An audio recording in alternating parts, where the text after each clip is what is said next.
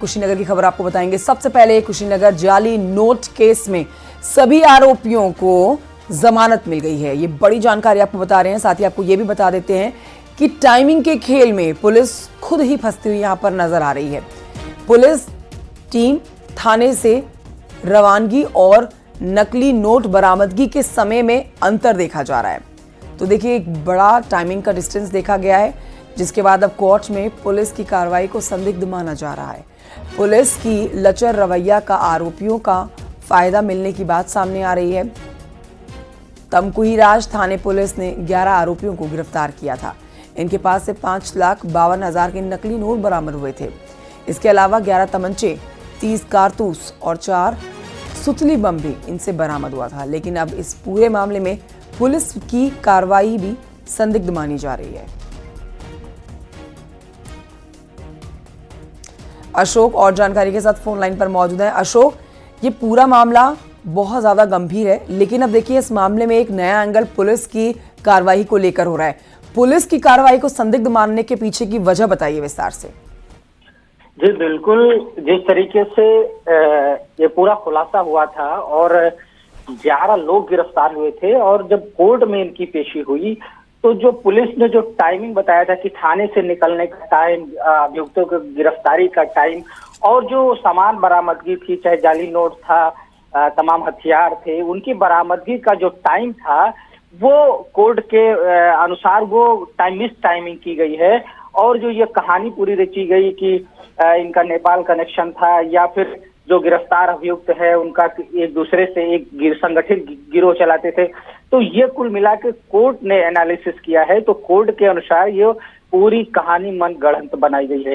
इसका एक मुख्य कारण जो पुलिस फर्द लिखती है, जो कहानी पूरी लिखती है, उसमें कहीं न कहीं झोल हुआ है, जिसके बाद कोर्ट ने सभी आरोपियों को जमानत दी है।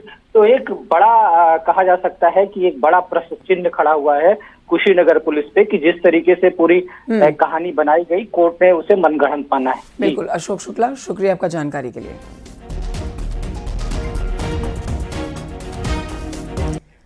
बढ़ते हैं आगे। हरदोई की खबर आपको बताते हैं, जहां पर कार और ट्रैक्टर ट्रॉली की भिड़ंत हुई है। जबरदस्त ये भिड़ंत, और इस हादसे में कार सवार 2 लड़कों की मौके पर ही मौत हो गई और 4 लड़के गंभीर रूप से घायल भी हुए हैं। मेडिकल कॉलेज में ये भर्ती कराए गए हैं। कार में सवार 6 लोग ढाबे पर खाना खाकर लौट रहे थे, तभी शाहबाद कोतवाली इलाके में यह हादसा हो गया।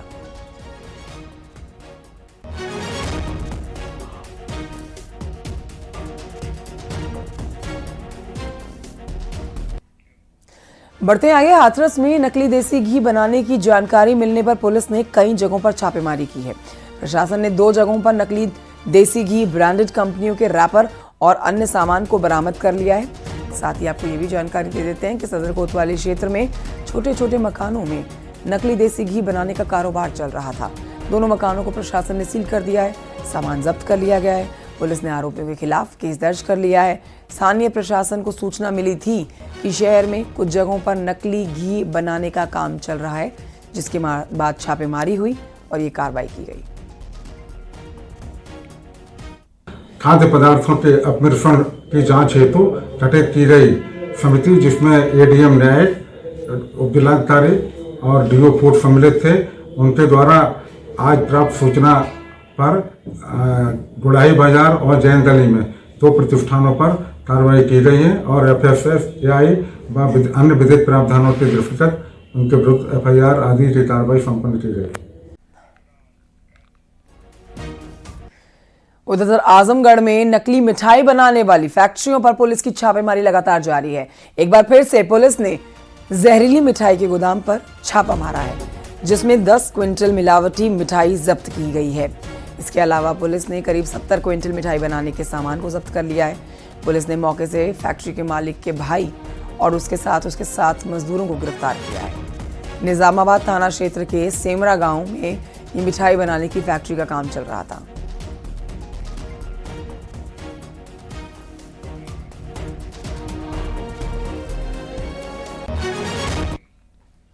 उधर प्रतापगढ़ में मिलावटी खोरों के खिलाफ कार्रवाई की गई है। खाद्य सुरक्षा विभाग के अधिकारियों ने 6 प्रतिष्ठानों पर छापा मारा और टीम ने नकली मिठाई, खोया और पनीर जब्त किया।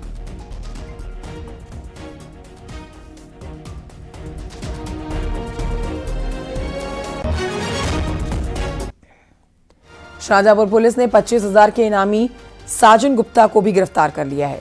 चोरी के 10,000 रुपए भी इससे बरामद किए गए हैं। इनामी साजन गुप्ता पर 10,000 रुपए जो इसने चोरी किए थे वो बरामद कर लिए। 6 मुकदमे इसके ऊपर दर्ज थे। मुखबिर की सूचना पर पुलिस को ये बड़ी कामयाबी हाथ लगी है, इसकी गिरफ्तारी की गई है।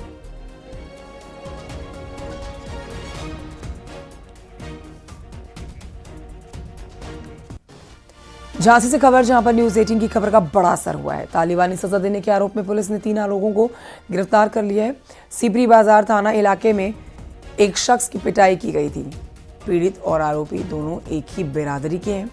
पुलिस ने पीड़ित की तहरीर पर 3 आरोपियों के खिलाफ मुकदमा दर्ज किया और इनकी गिरफ्तारी की।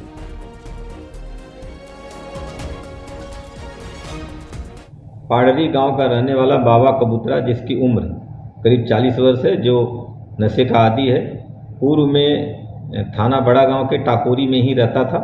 वहां पर कुछ लोगों से इसका विवाद हो गया, जो कबूतरा समुदाय के ही लोग थे। इनके साथ मारपीट कर दी बाबा के साथ में, तथा इनका बाल काटा, जिसका वीडियो संज्ञान में आया।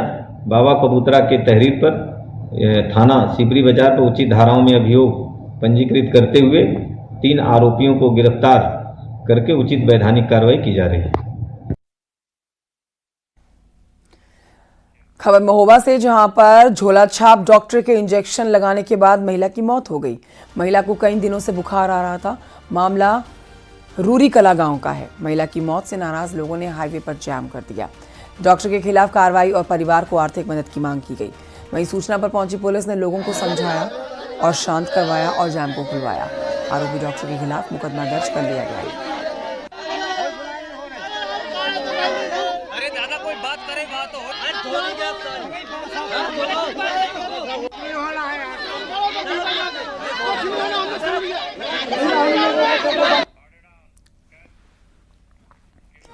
खबर देवरिया से है, जहां पर मामूली सी कहासुनी को लेकर 2 पक्ष आमने सामने आ गए।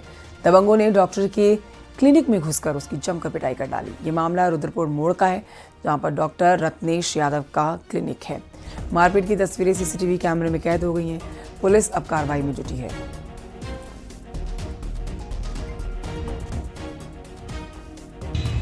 जनपद देवरिया के थाना कोतवाली क्षेत्र अंतर्गत रुद्रपुर मोड़ के पास स्थित एक क्लिनिक में कुछ व्यक्तियों द्वारा डॉक्टर के साथ मारपीट किए जाने के संबंध में प्राप्त तहरीर के आधार पर कोतवाली में अभियोग पंजीकृत किया जा चुका है। अभियुक्तों की गिरफ्तारी हेतु टीमें गठित कर दी गई हैं। इसमें नियमानुसार कार्रवाई की जा रही है। बिजनौर से खबर, जहां पर हिट एंड रन का मामला सामने आया है। तेज रफ्तार कार ने 2 बाइक सवारों को टक्कर मार दी है।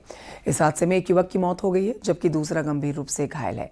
थाना शहर कोतवाली क्षेत्र में हादसा हुआ है। हादसे का सीसीटीवी फुटेज भी सामने आया है।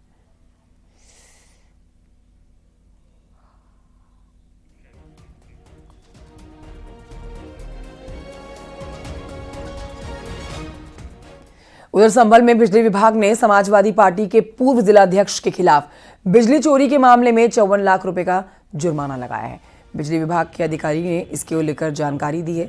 सपा के पूर्व जिलाध्यक्ष के खिलाफ 20 अक्टूबर को बिजली चोरी का मुकदमा दर्ज किया गया था।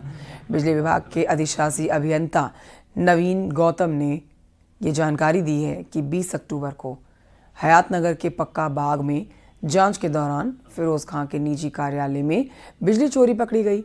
जांच में पता चला कि उनके यहां पर 2012 से मीटर नहीं लगा हुआ था, बिजली का कनेक्शन नहीं था और जांच के अनुमोदन इन पर 54 लाख रुपए का जुर्माना लगाया गया।